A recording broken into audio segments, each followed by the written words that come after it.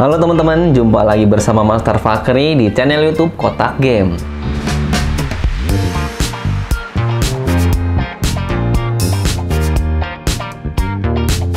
Teknologi memang perkembangannya cepat banget ya. Baru kemarin rasanya kita heboh sama apa yang ditawarkan oleh Alder Lake, dan sekarang sudah keluar lagi penerusnya, yaitu Raptor Lake atau Intel Core generasi ke-13. Meski untuk teknologi yang dibawa masih sama, yaitu Intel 7 proses dengan fabrikasi 10 nanometer yang diklaim setara dengan 7 nanometer dari TSMC. Peningkatan yang paling terlihat secara fisik adalah bertambahnya e-cores pada seri ke-13 ini. Kali ini kita akan uji kemampuan dari motherboardnya nih, dari Asus, yaitu ROG Strix Z790i Gaming Wi-Fi yang datang dengan kode I di belakangnya yang merujuk pada form factor mini ITX yang dibawanya. Masih dengan soket LGA 1700 yang menandakan bahwa seri Z790 ini bersifat backward compatibility, alias masih bisa menerima prosesor dari seri sebelumnya, yaitu Alder Lake. Sebelum bahas lebih lanjut, ada baiknya untuk subscribe channel YouTube Kotak Game dulu ya. Nyalakan lonceng notifikasinya supaya nggak ketinggalan info-info paling hype di channel YouTube Kotak Game. Inilah spesifikasi singkat dari ROG Strix Z790i Gaming Wi-Fi.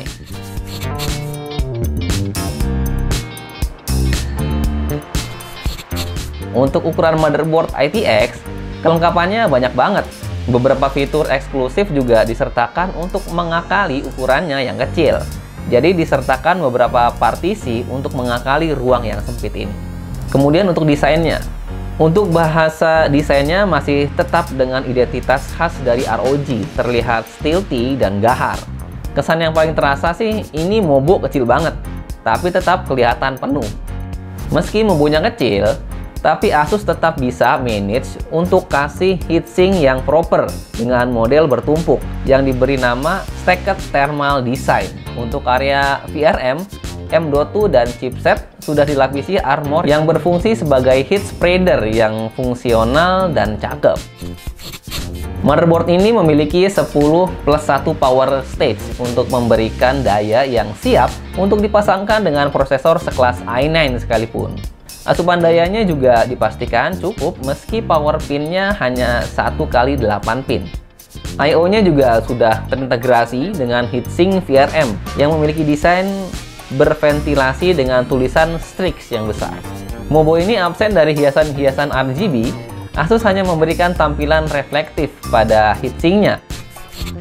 Seperti mobo-mobo mini ITX biasanya, slot PCIe motherboard ini hanya memiliki satu slot yang sudah PCIe 5.0x16 yang langsung menuju prosesor.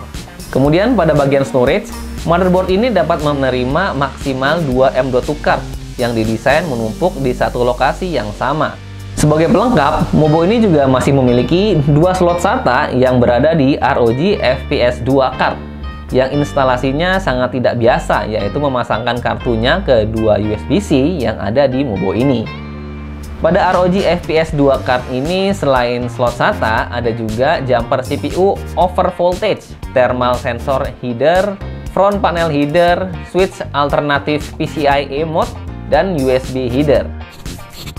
I/O pada motherboard ini sudah cukup lengkap ya. Ada 2 port Thunderbolt 4, 1 USB Type-C, 5 USB Type-A yang salah satunya khusus untuk colok ROG Strix Hive, dan 2 diantaranya masih USB 2.0 untuk colokin peripheral. 1 HDMI port, 1 port Wi-Fi modul, 1 Ethernet port, dan yang terakhir ada tombol clear CMOS.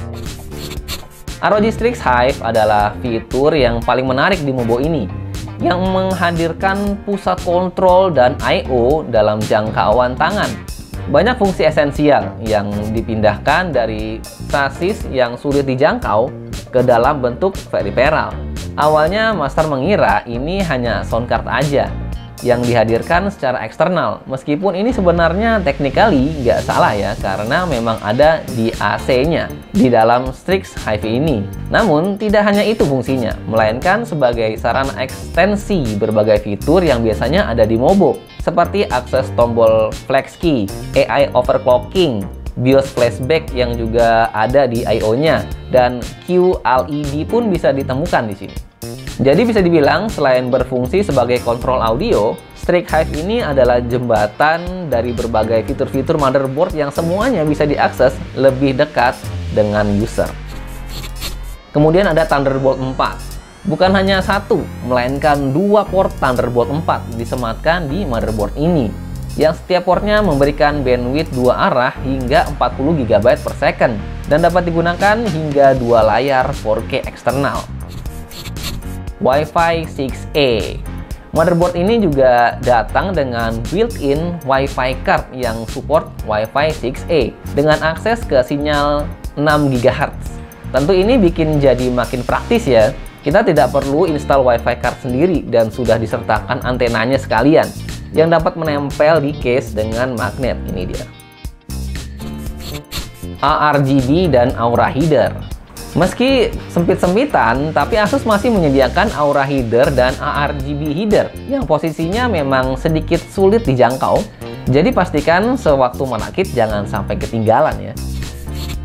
Nah, sekarang kita bahas sisi softwarenya. BIOS.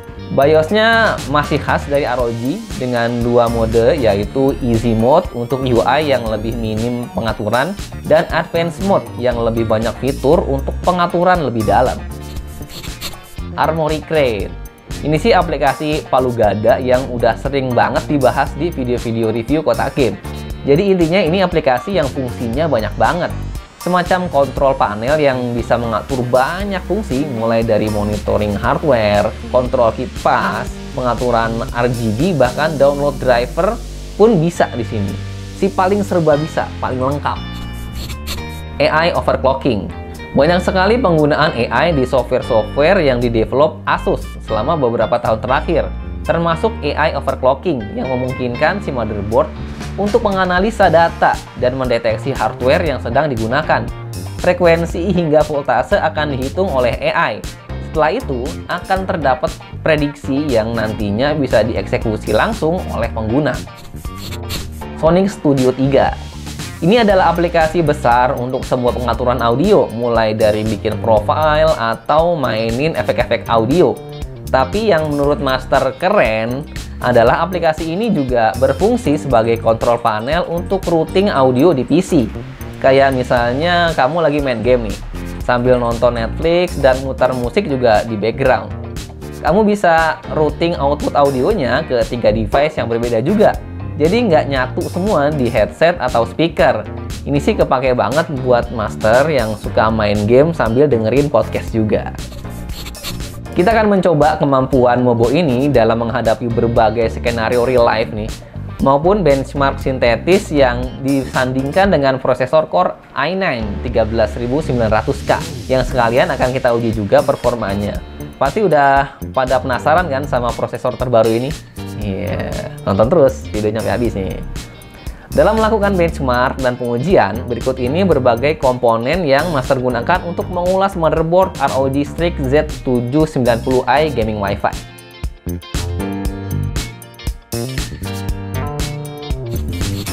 Karena ini Mobo Mini ITX, tentu kita merakitnya dengan casing Mini ITX juga, yaitu Cooler Master NR200P, yang memang setahun terakhir ini populer banget di antara pengguna mini PC. Kebetulan kita dapatnya varian warna terbaru, yaitu orange yang cocok banget sama warna kotak game ya. CPU cooler dan PSU-nya juga kita pakai yang dari Cooler Master, yaitu ML240 Illusion dan V850 SFX Gold yang udah cukup banget untuk build high-end ini. Benchmark yang kami lakukan berfokus terhadap ketahanan motherboard dalam melakukan skenario memakai kerja berat yang dipasangkan dengan Intel Core i9 13900K. Sebagai pelengkap dari pengetesan kali ini, sebagai referensi bagaimana sih kemampuan dari seri Raptor Lake terbaru ini.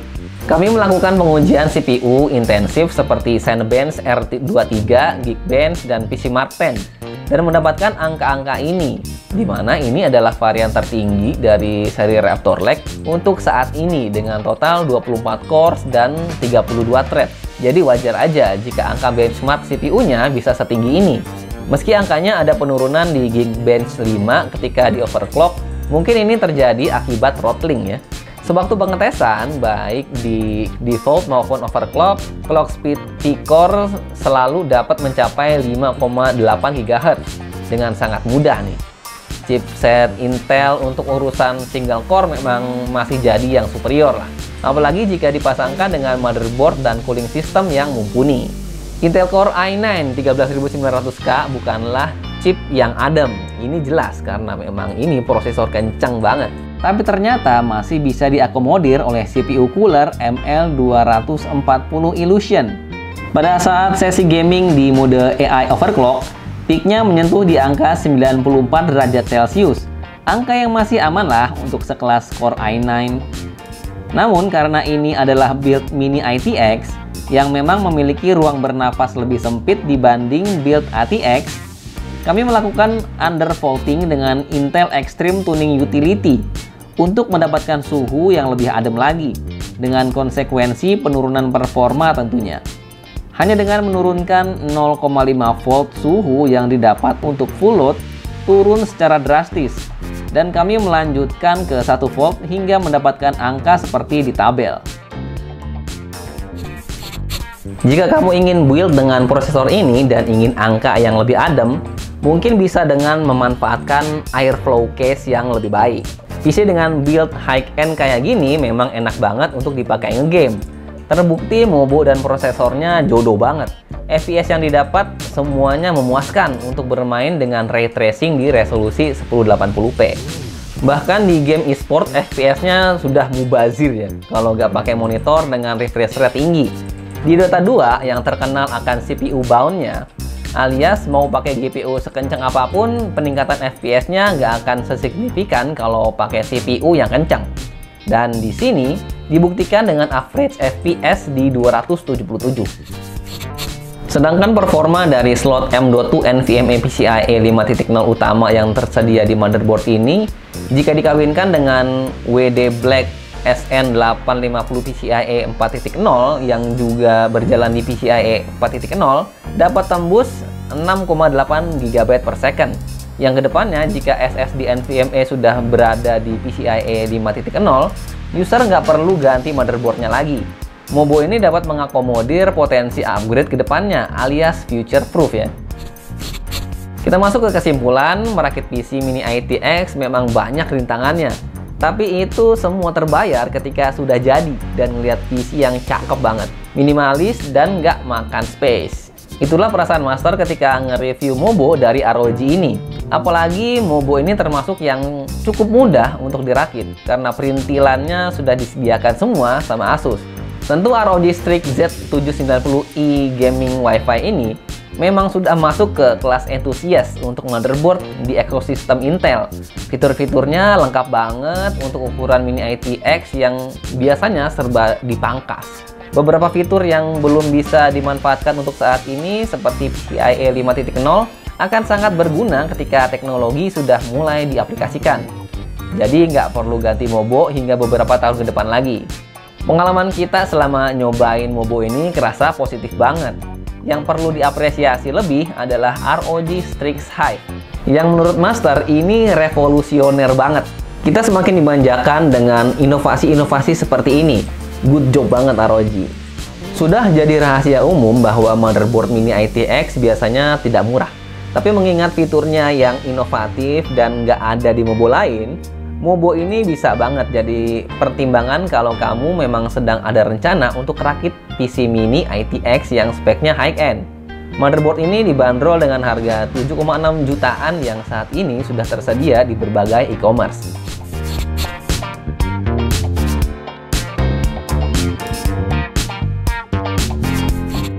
Itulah review dari kotak game untuk motherboard ROG Strix Z790i Gaming Wi-Fi. Jangan lupa untuk like video ini kalau menurut kamu video ini keren, dan tulis pendapat kamu di kolom komentar di bawah ya. Sampai jumpa pada video-video selanjutnya.